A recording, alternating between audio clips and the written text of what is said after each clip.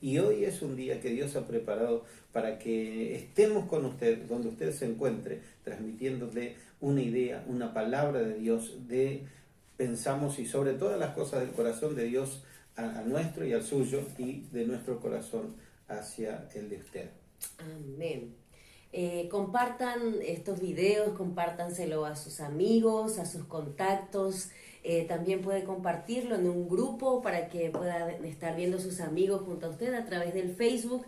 Aquellos que nos están viendo en la página del Todopoderoso Iglesia Cristiana. La verdad que les agradecemos por cada comentario, por cada publicación, aún en nuestros grupos internos de la iglesia, nuestros grupos de WhatsApp, estamos recibiendo varios comentarios y la verdad que estamos contentos de que Dios pueda estar haciendo algo en su vida y creemos que en esta mañana también Dios quiere hablar con usted. Hay una palabra fresca del cielo para su vida, para mi vida y muy oportuna, por cierto, en este tiempo que estamos escuchando tantas malas noticias, en este tiempo donde creo que estamos viendo la gente con mucho pánico, con mucha incertidumbre, llega la palabra de Dios hasta su hogar. La iglesia no se detiene, la iglesia está en casa.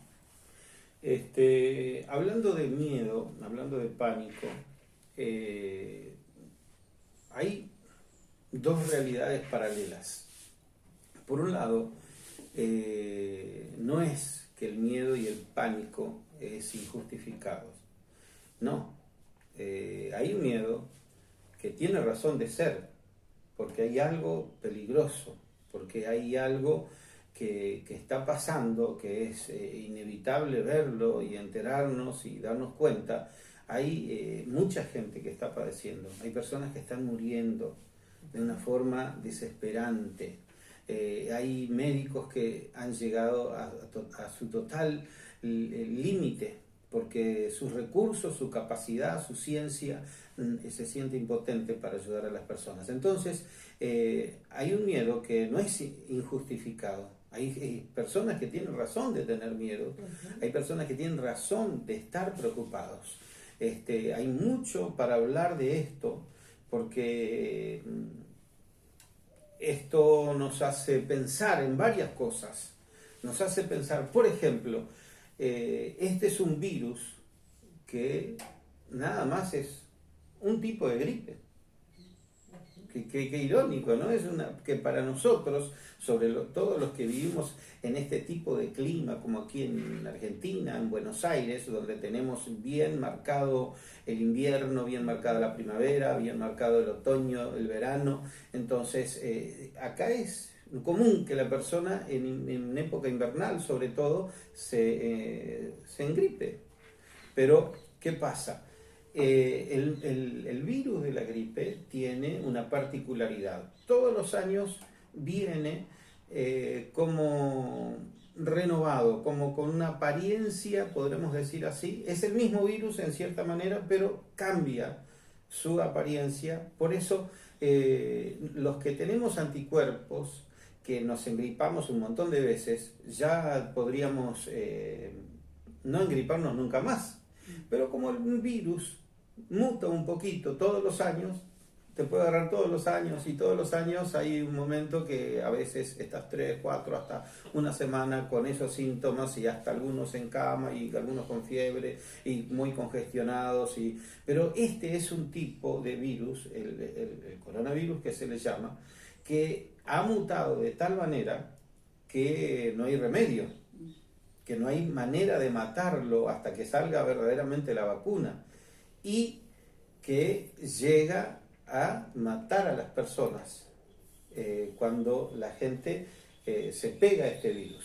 Entonces, por un lado podríamos decir, quizás no sea el virus más grave, el virus más letal, más mortífero, pero es mortífero de todas maneras.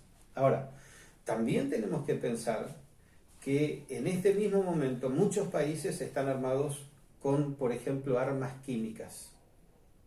¿Qué son las armas químicas? Una bomba que hacen explotar, que no rompe nada, pero que suelta un virus que puede ser letal para toda vida, sin perjudicar los edificios. Esas son armas químicas. Hay laboratorios que están haciendo experimentos que nosotros a veces ni siquiera soñamos o hemos visto algo en las películas de ciencia ficción, en las películas futuristas. ¿Y qué pasa con todo esto que está latente? Según un informe de la BBC, porque se están derritiendo los glaciares y las grandes masas de hielo en los árticos, en los puntos polares. Hay virus que estaban atrapados ahí, en algunos casos por cientos y hasta dicen miles de años. Y ahora a causa del deshielo, a causa del derretimiento de las grandes masas de hielo por el calentamiento global, esos virus comienzan a estar libres.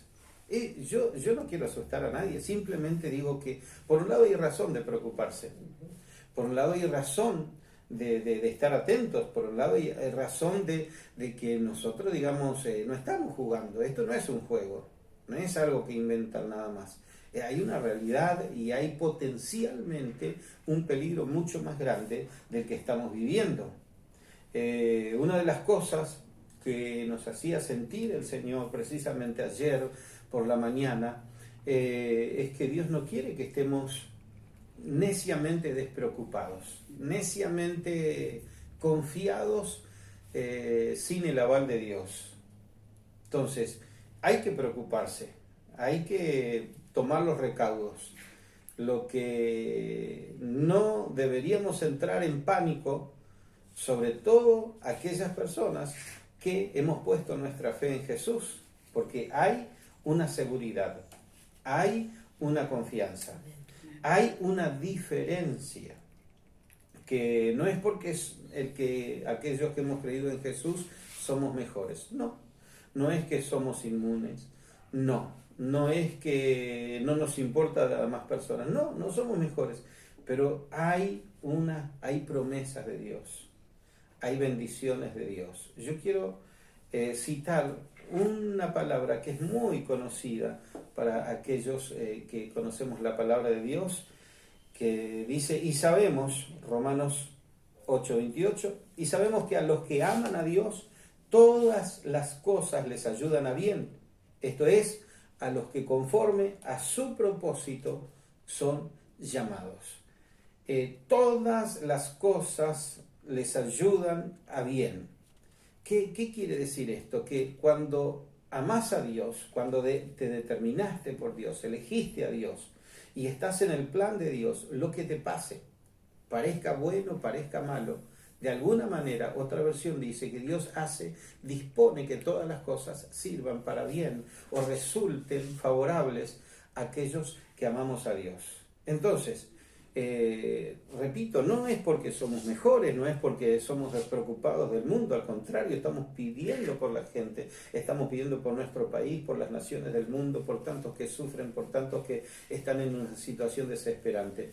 Pero hay una promesa para los que amamos a Dios y yo deseo de todo mi corazón que vos, como yo, estemos ahí, estemos en esa lista de los que amamos a Dios para que todo lo que nos pase nos ayude para bien, no para mal. Esto tiene que ayudarnos para bien, porque si todas las cosas, no dice algunas, ni la mayoría, ni una gran cantidad, no dice todas, nos han de ayudar para bien.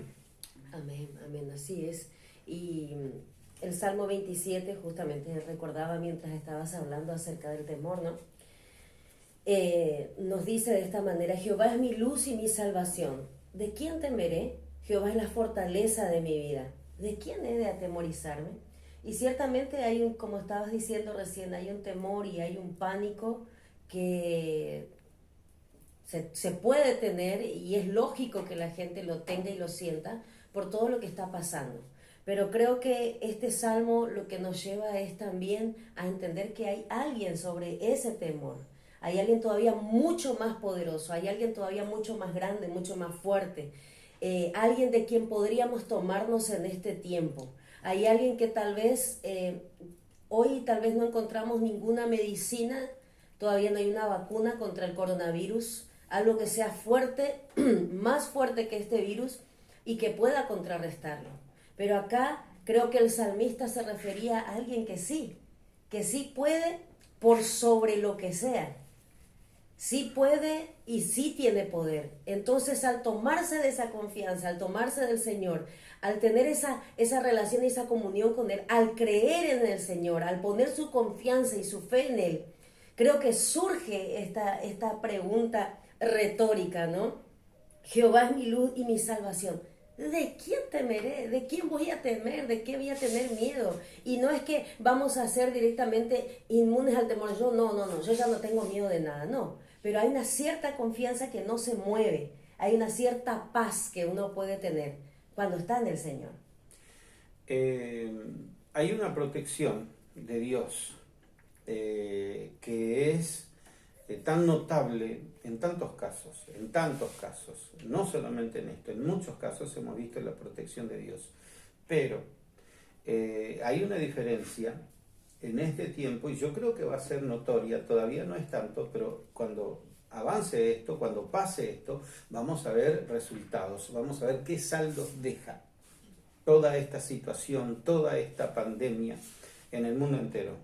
Y me parece que uno de los saldos que va a dejar va a ser que vamos a ver la diferencia, como dice Malaquías. Entonces ustedes se van a volver y van a ver la diferencia entre el que sirve a Dios y el que no le sirve, entre el justo y el malo, entre aquel que le cree a Dios y el que no le cree. Hay una diferencia, porque hay una protección de parte de Dios, pero no solamente que hablamos de una protección, hablamos de que qué pasa si alguien que está creyendo le pega esto.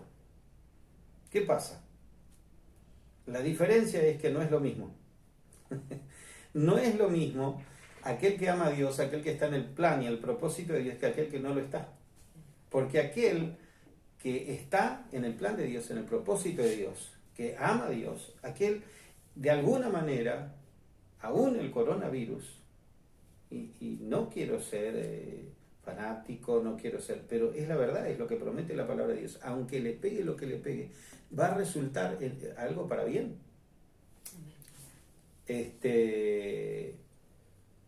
La Biblia dice que estimada es a los ojos de Jehová la muerte de sus santos. O sea que hasta la muerte es algo bueno. Algunos dicen, pastor, ¿qué nos está hablando? Pero es verdad. Pablo dijo, a mí me conviene irme porque allá voy a estar mucho mejor con Cristo. Estoy mucho mejor, es un paso a la gloria, a la bendición, a la eternidad. No tiene esa seguridad, ni ese gozo, ni esa esperanza el que no está en Cristo. Y al contrario, si el paso a la eternidad para el que no está en Cristo es de tormento, de sufrimiento eterno. Algunos no quieren que hable de esto, pero es la realidad. Entonces, si te pasa algo y estás en el plan de Dios, te va a servir para bien. Yo siempre me enfoco en dos grandes ejemplos, que hay muchos en la Biblia, pero hay dos particularmente, que es la vida de José. ¿De qué te sirven que tus hermanos te odien y te traicionen? ¿De qué te sirve ser esclavo de un funcionario, un alto funcionario del reinado de Faraón en Egipto, de la potencia mundial que era, de ser niño mimado a ser esclavo? Y llega a ser el administrador de toda la casa de su amo Potifar. ¿De qué te sirve, por ejemplo, ser fiel a Dios y ser fiel a tu patrón y decirle que no a esa sinvergüenza que es la esposa de su patrón que quiere acostarse con ella? ¿De qué te sirve ser fiel si de todas maneras le creen a ella y te mandan a la cárcel? ¿De qué te sirve? ¿De qué te sirve estar en la cárcel? Supuestamente es el elegido, es la persona que ama, que es fiel a Dios. ¿De qué te sirve? Bueno, sirve de mucho. ¿Sabe por qué? Porque cuando él fue traicionado, él tuvo que aprender a amar y a perdonar. Y eso mantuvo su corazón sano, acá, en lo más bajo y en lo más alto.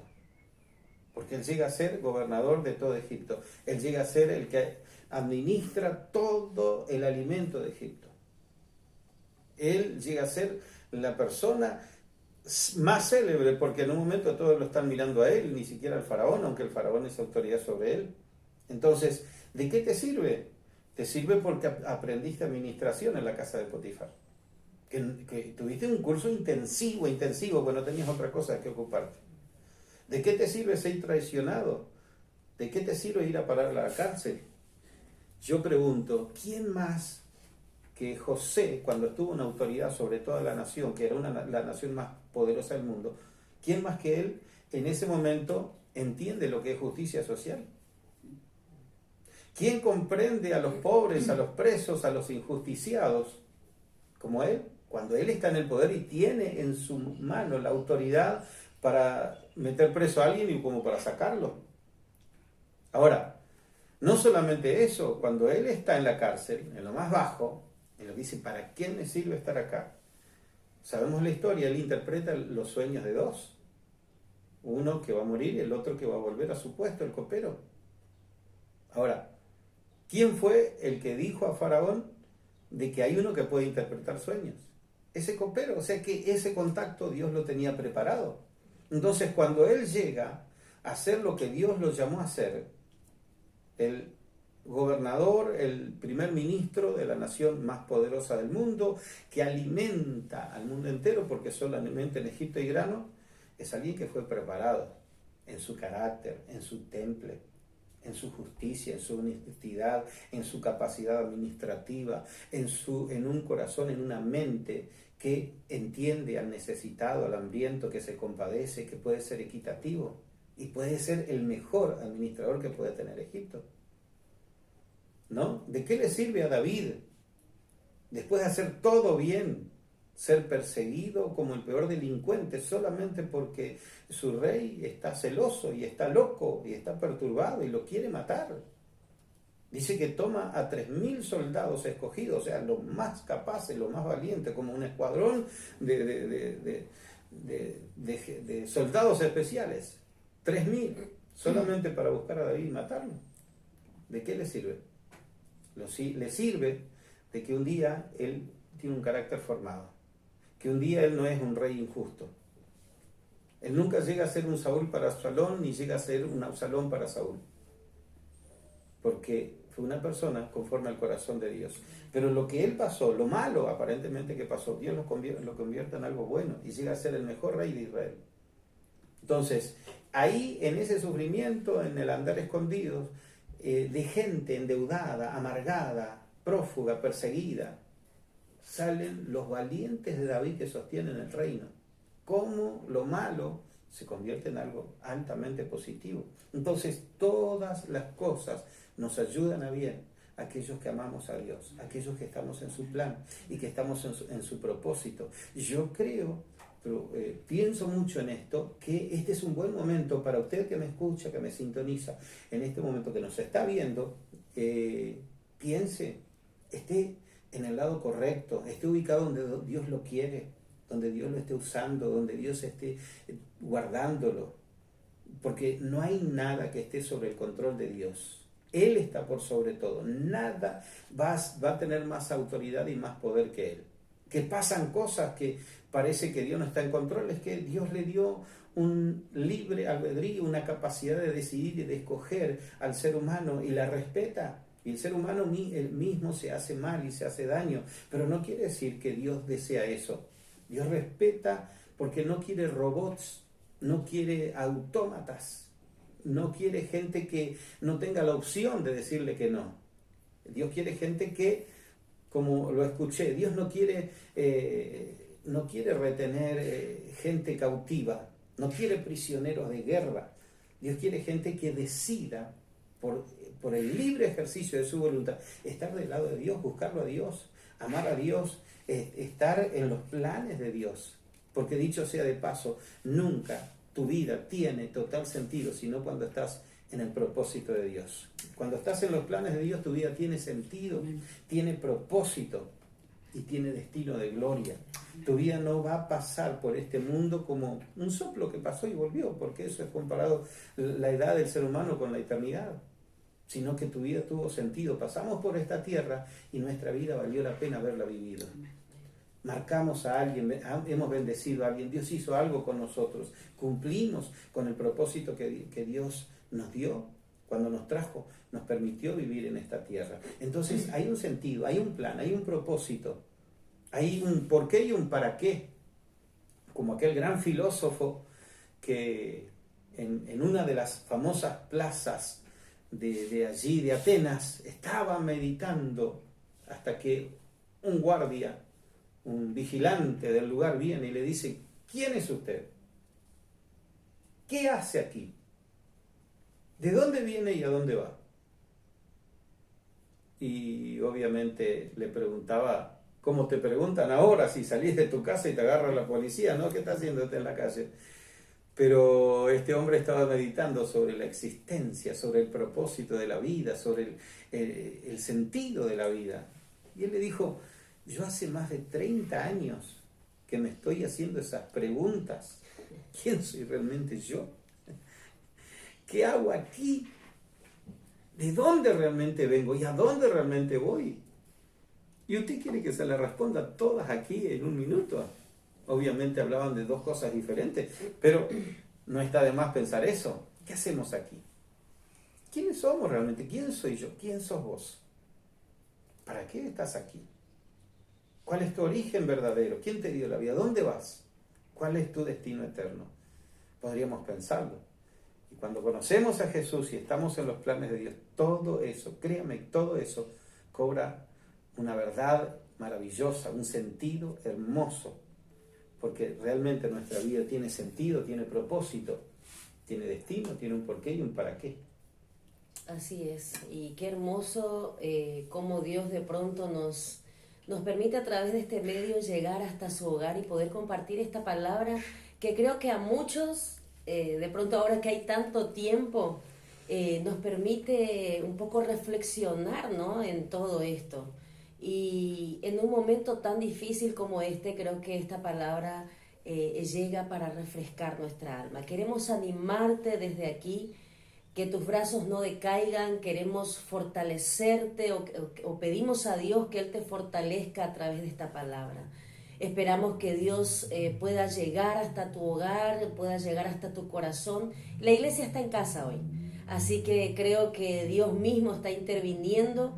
Yo creo que Dios mismo nos ha sacado de las paredes, de dentro de las paredes de nuestros templos, y estamos saliendo, estamos ahí contigo, en tu hogar, ahí donde estás escuchándonos. Y qué lindo poder escuchar en esta hora una palabra como esta, una palabra que nos hace pensar y una palabra que nos acerca a Dios. Y viendo un poco todo lo que hoy estamos viviendo, me pregunto, y quisiera que te preguntes lo mismo: si hoy tuvieses que estar delante del trono de Dios, tuvieses que dejar esta tierra y te presentaras delante del trono de Dios, y Él te preguntara: ¿por qué debo dejarte entrar al cielo? ¿Cuál sería tu respuesta? ¿Por qué crees que debes entrar al cielo? Tal vez muchos pueden decir: por todo lo que hice, yo fui bueno, yo ayudé a mí me dijo una persona, yo le hice una pregunta parecida y me dijo: ¿y por qué? ¿Te dejaría entrar? Sí, me dijo. ¿Por qué?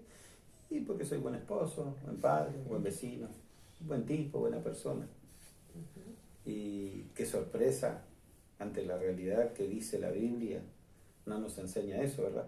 Así mismo.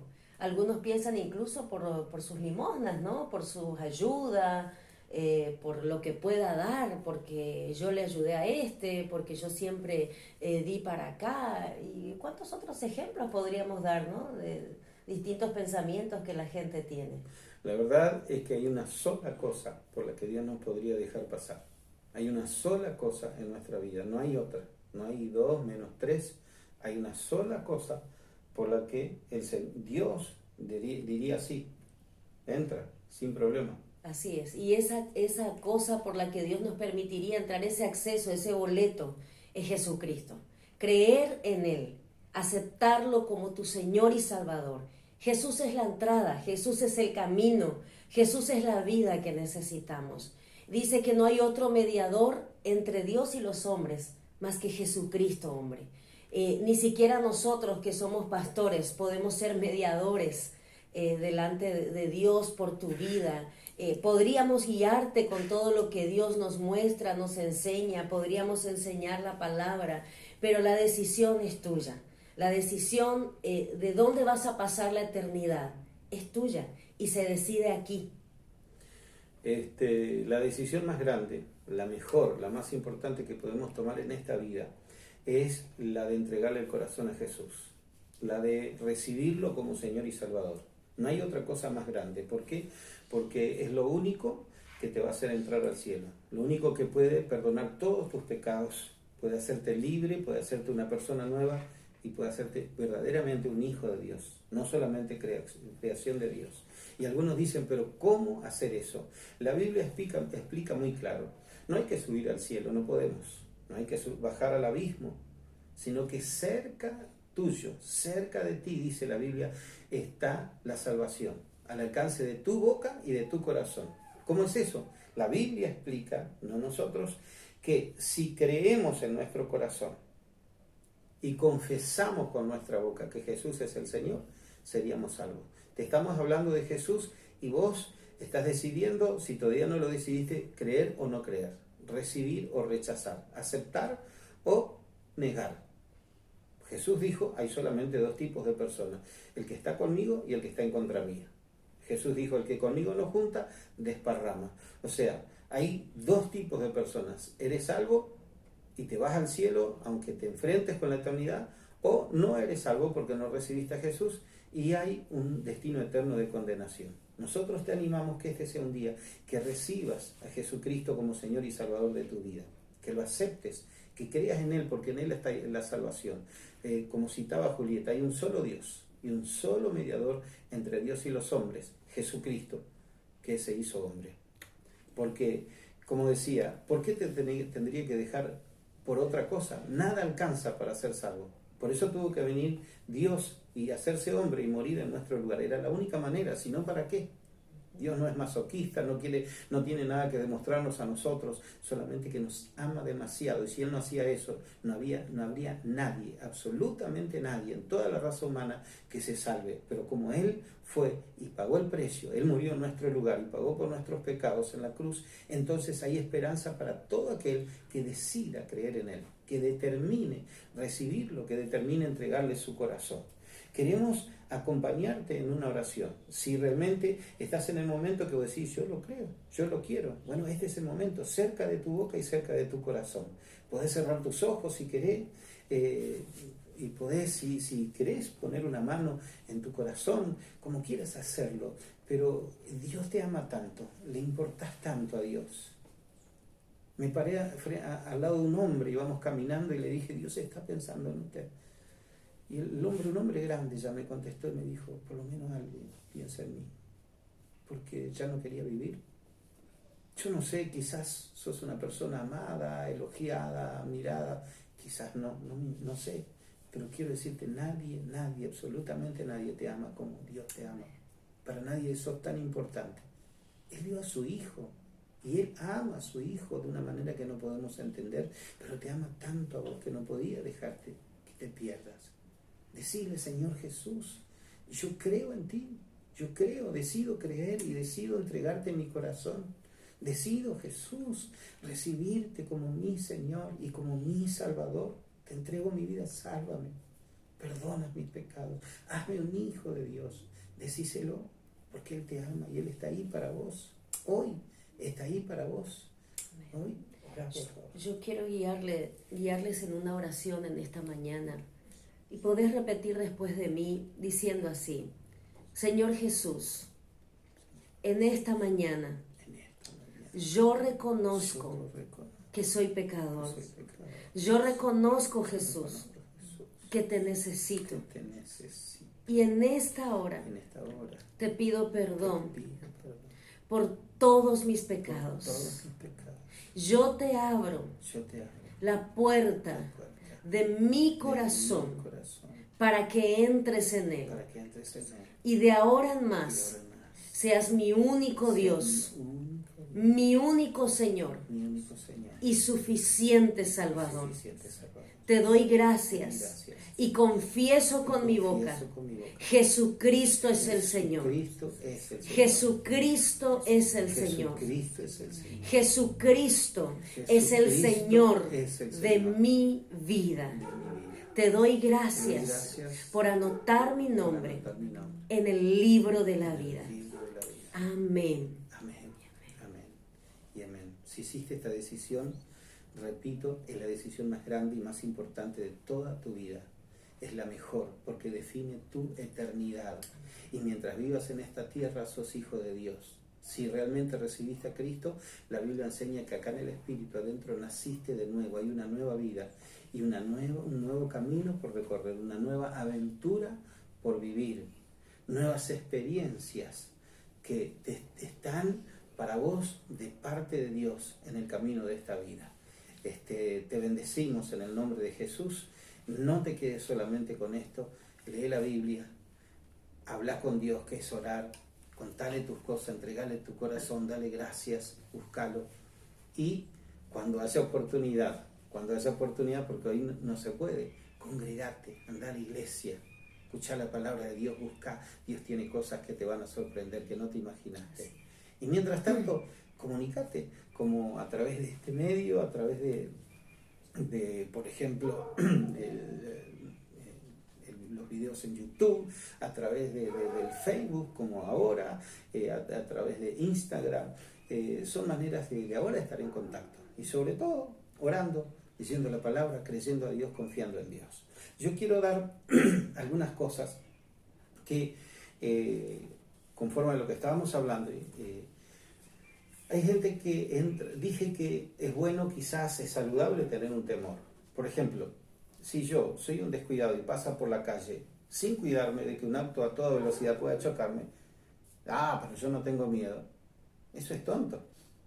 Porque ese miedo de que no me choque el auto me hace que corra, que salte y salva mi vida.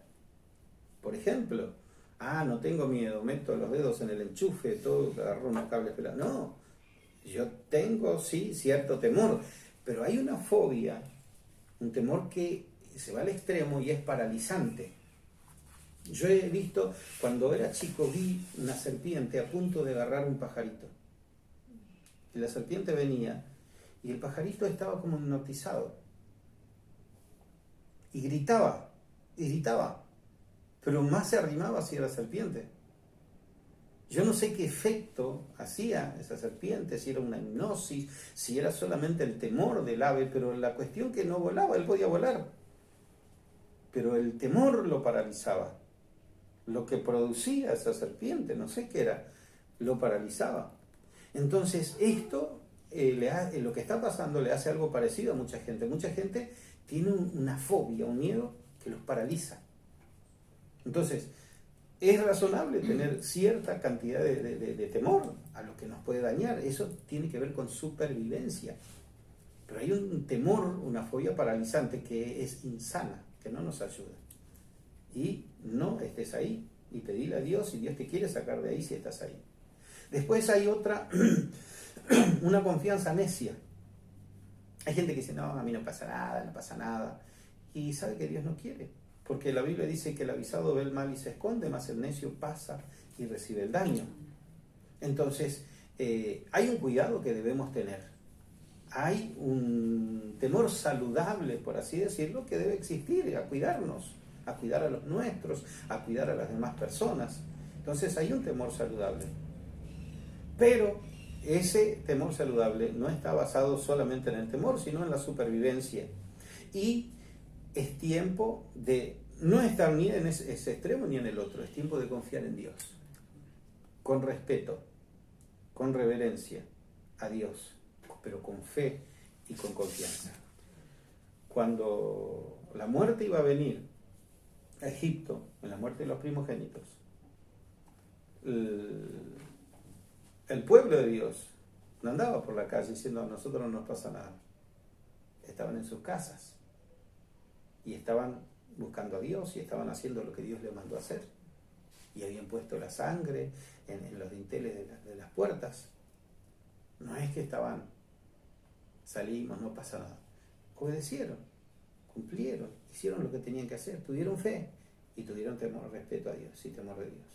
Tuvieron confianza, pero también tuvieron obediencia y fueron prudentes. Y ninguno de ellos murió, ninguno de ellos pereció, a ninguno de ellos le alcanzó la muerte, le alcanzó el destructor. Que esa sea nuestra historia, que esa sea nuestra historia. Y lo que pase en tu vida, en tu alrededor, no pongamos la vista solamente en las circunstancias, porque esa es la diferencia. La vista hay que ponerla en Dios. Alzaré mis ojos a los montes, ¿de dónde vendrá mi socorro? Mi socorro viene de Jehová, del Señor que hizo los cielos y la tierra. O sea, este es el momento de poner la vista, la confianza en Él. Sabemos la historia, Pedro mientras miró el mar se hundió, pero mientras miró a Jesús fue salvado. Entonces, esa es la historia nuestra. Miremos al que tiene poder sobre la vida y la muerte.